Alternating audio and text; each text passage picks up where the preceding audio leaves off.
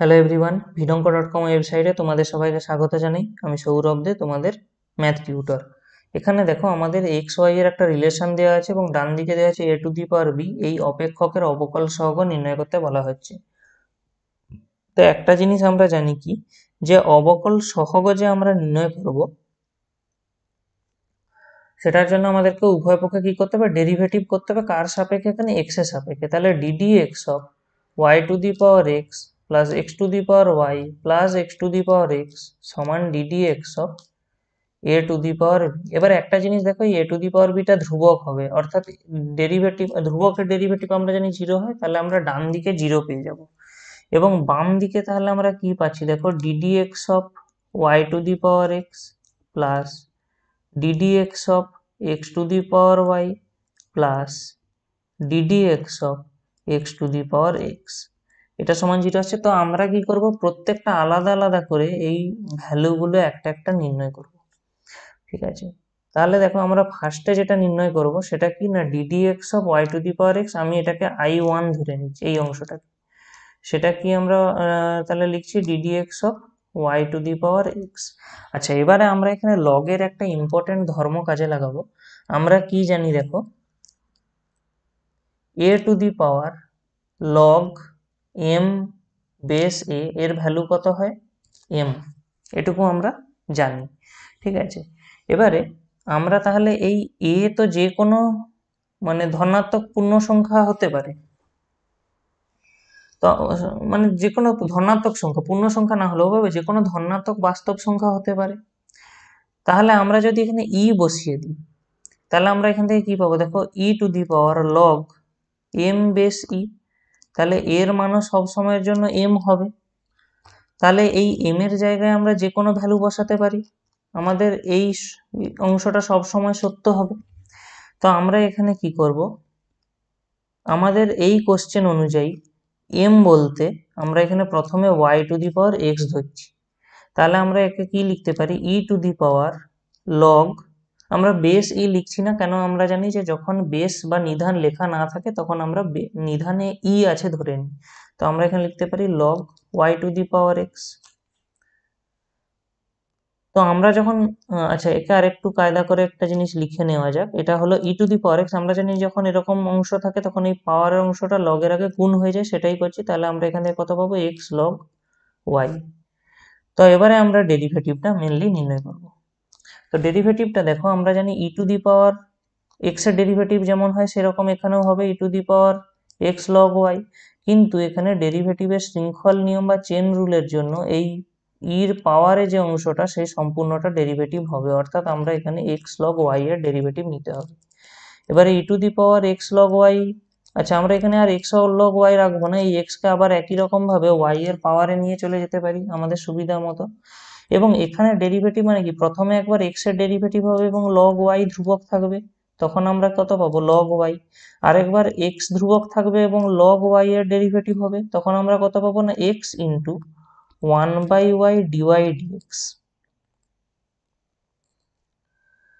তো আলটিমেটলি দেখো, আমরা শুরুতে y to the power x এর মানটা এটা ধরে নিয়েছিলাম, তাহলে ওর জায়গায় আমরা আবার শুরুতে যে y to the power x ধরেছিলাম ওটাই লিখলাম। এবং এখানে কি আসছে দেখো, log y plus x by y d y d x. এটা হলো আমাদের I1 এর ভ্যালু। ঠিক একইভাবে আমরা I2 এবং I3 এর মান নির্ণয় করব। তাহলে আমাদের এখানে I2 যেটা, সেটা অ্যাকচুয়ালি কি ছিল না, d d x of x to the power y. তাহলে আমরা একে এভাবে লিখতে পারি, d d x of e to the power log x to the power y. অর্থাৎ এখানে আমরা আবার একে লিখতে পারি d d x of e to the power y log x. তাহলে এরপরে ডেরিভেটিভ করলে আমরা পাবো e to the power y log x into d d x of y log x. তাহলে এরপরে আমাদের কি আসবে,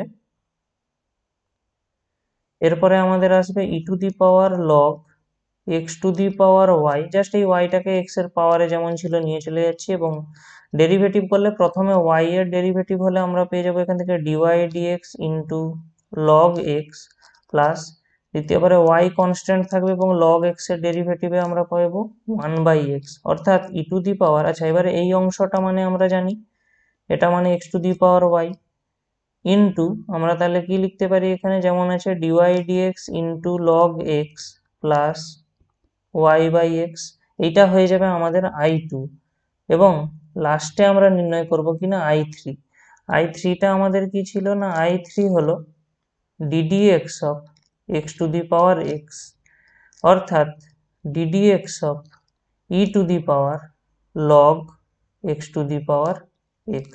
তাহলে একে লেখা যেতে পারে ddx of e two the power x log x। তাহলে এখান থেকে আমরা কি পাবো, ডেরিভেটিভ করলে e two the power x log x into ddx of x log x, তার মানে e two the power log x two the power x into x এর ডেরিভেটিভ 1, তাহলে 1 into log x plus next টাইমে x ধ্রুবক, log x এর derivative অর্থাৎ x into 1/x। তো ultimately আমরা এখান থেকে কি পাচ্ছি দেখো, equal to x two the power x into log x plus 1, কারণ স্বাভাবিকভাবে x কেটে যাবে। তো আমাদের যে সমীকরণটা শুরুতে ছিল দেখো, সমীকরণটা আমাদের কেমন ছিল না, i1 plus i2 plus i3 equal to 0। তাহলে সেখান থেকে আমরা কি লিখবো, ভ্যালুগুলো বসাই। প্রথমেরটাই ছিল আমাদের y two the power x log y plus x/y dy dx। i2 তে কি ছিল, x two the power y log x into dy dx plus y/x, এবং শেষটা তো আমরা এখানে দেখতেই পাচ্ছি কি আছে, x two the power x log x plus 1 equal to 0। তো আমরা কি করব না, এবারে প্রত্যেকটা রাশি গুণ করে নেব, ঠিক আছে। তাহলে আমরা গুণ করে দিয়ে এখানে কি পাবো দেখি, y two the power x into log y plus, এবারে দেখো যখন এই অংশটা গুণ হবে মানে এই y two the power x into x/y dy dx গুণ হবে। আচ্ছা নেক্সট আমরা কি পাবো, x two the power y log x into dy dx plus x two the power y into y/x plus x two the power x log x plus x two the power x equal to 0।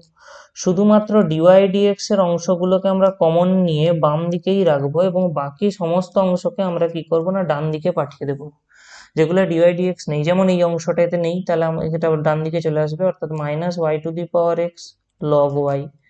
তারপরে যেমন ধরো এই অংশটা, আচ্ছা এখানে দেখো x two the power y রয়েছে, আবার এখানে আমাদের হরে কি x রয়েছে, আমরা সূচকের নিয়ম যদি কাজে লাগাই তাহলে কি হবে, ওই xটা যখন এই x এর পাওয়ারে কি হবে, y মাইনাস 1 হয়ে যাবে, সেই কারণে আমরা এখানে পেয়ে যাবো x two the power y minus 1 into y